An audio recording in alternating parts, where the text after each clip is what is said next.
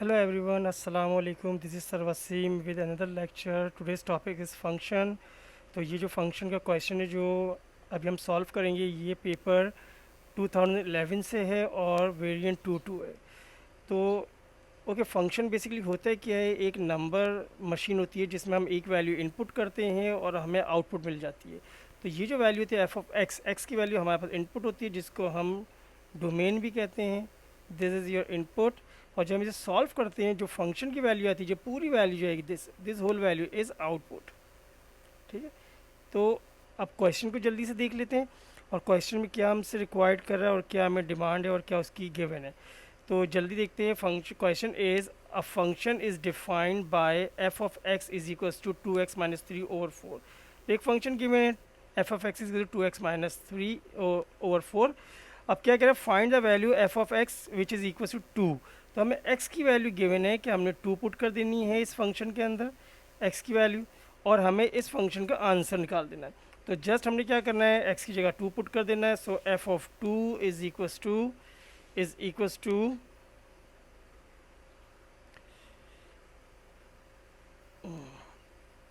थोड़ा सा मुझे थोड़ी सी मुझे टाइम दिया, ठीक। एफ ऑफ 2, इसको मैं रेस कर देता हूँ। So F of 2 is equals to 2 multiply by 2 minus 3/4। हमें फर्दर सॉल्व कर लेते हैं। 2 2 ज़ा 4 माइनस 3/4 और फर्दर सॉल्व करते हैं तो 4 माइनस 3 इज़ 1/4, 1/4 इज़ आंसर। ठीक है, this part is done. Now part 2 is given that f inverse x is c x plus 10। Find the value of c and d. देखिए ये क्वेश्चन थोड़ा सा ट्रिकी है कि वो क्या बोल रहे हैं, हमें उसने वैल्यू गिवन दे दी है कि एफ, हमें कह रहा है कि एफ इनवर्स की वैल्यू जो है किस फॉर्म में लिखी हुई है, सी एक्स प्लस डी। हमें एफ इनवर्स की वैल्यू जो है सी एक्स प्लस डी की फॉर्म में लिखी हुई है और कह रहा है आप बस ये बता दीजिए सी की वैल्यू क्या होगी और डी की वैल्यू क्या होगी। तो देखिए हमें सबसे पहला काम ये करना है, हमने इनवर्स फंक्शन बनाना है।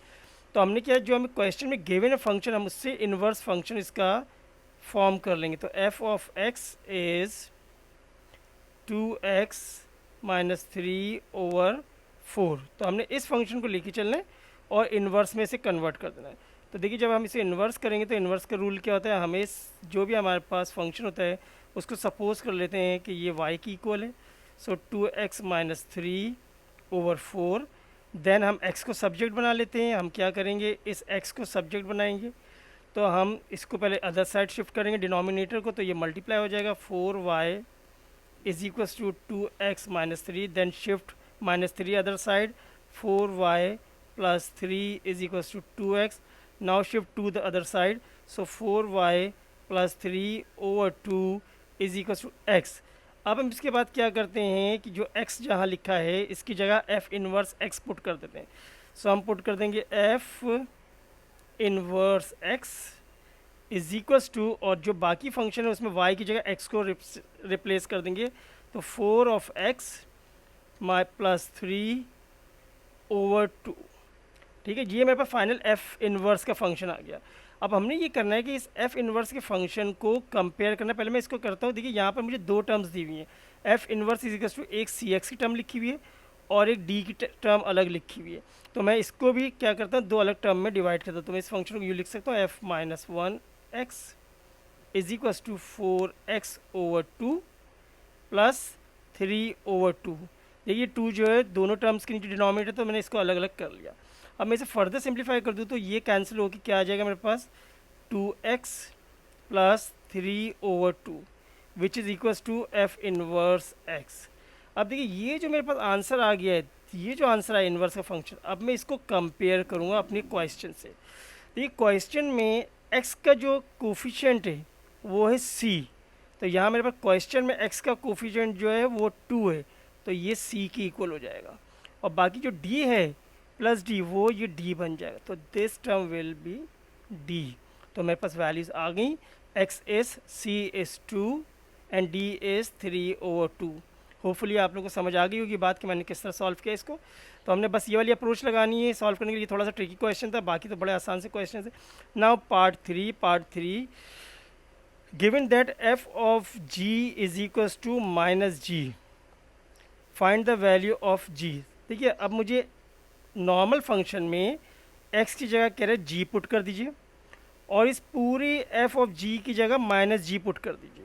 ये क्वेश्चन देखिए किस तरह से आपसे क्वेश्चन कर रहा है, आपसे किस तरह से वो पूछ के रहा है बात। पहले कह रहा है ये जो एक्स की जगह ये एक्स की वैल्यू दे दी है जी, और इस पूरी की वैल्यू माइनस जी दे दी गई है। ठीक है, तो ये आपने पुट करनी।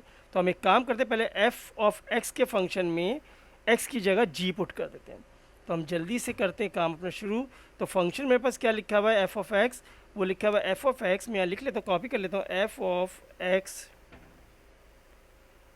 Is equals to 2x minus 3 over 4।